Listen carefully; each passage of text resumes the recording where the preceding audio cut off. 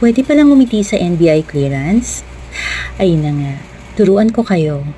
Mag-register muna sa NBI portal tapos i-activate lang ang account through email at mag-sign in ulit para i-type ang mga detalye mo.